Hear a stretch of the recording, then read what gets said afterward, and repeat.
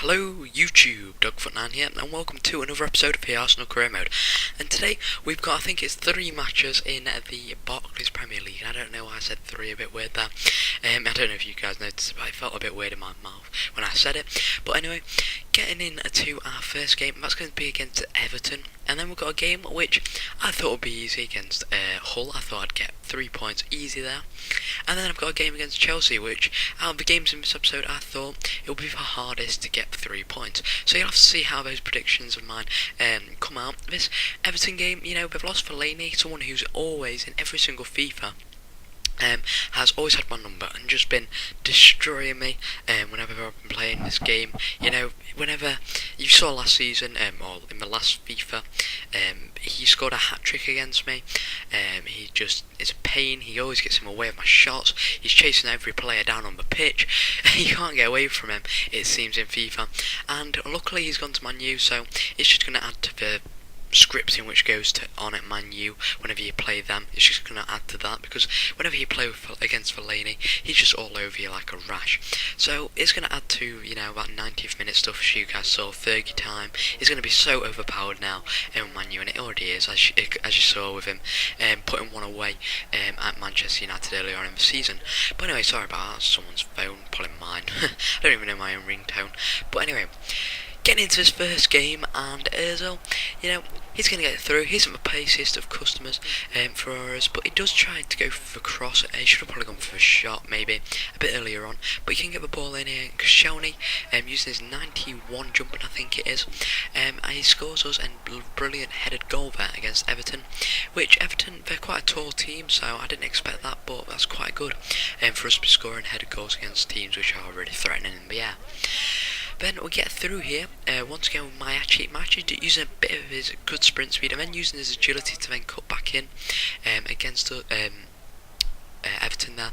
And a through ball and then a shot from Maiachi just trickles past the keeper, and that makes it 2-0 against Everton, and that's quite good for us because we didn't put out the strongest side. It was quite strong, but we had younger players on the wing towards the end of the game and things like that, but it's still a good win for us nevertheless.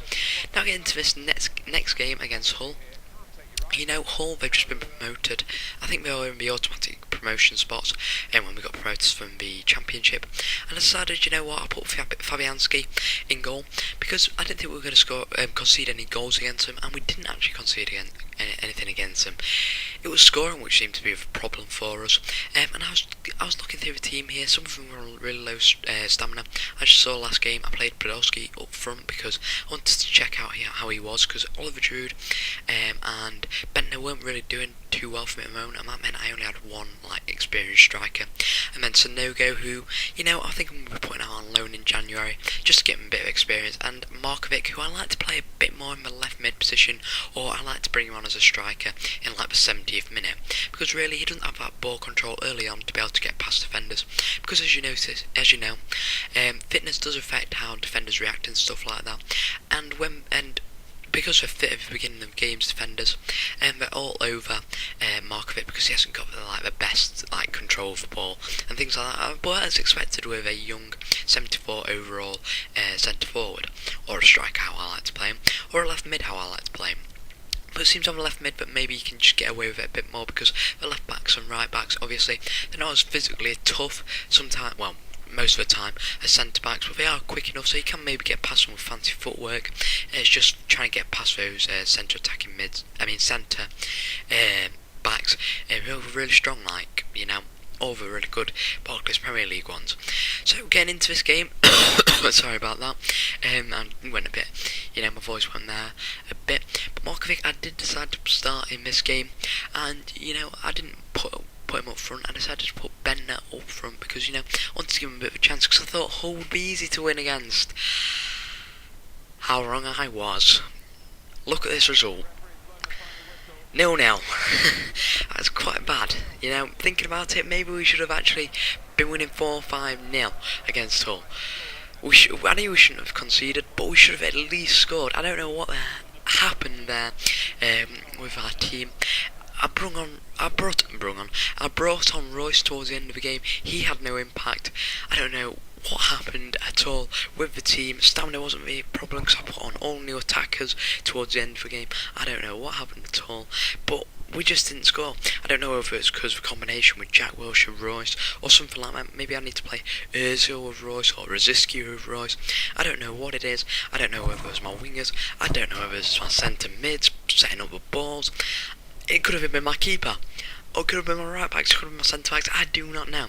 I don't know what it was. My centre backs, I don't think I even got a corner. I might have gone 1 or 2 corners in the entire game. But obviously, if I hadn't got someone good to deliver it in, maybe it was my centre back's fault. Maybe my defence was probably the most solid part of my team then.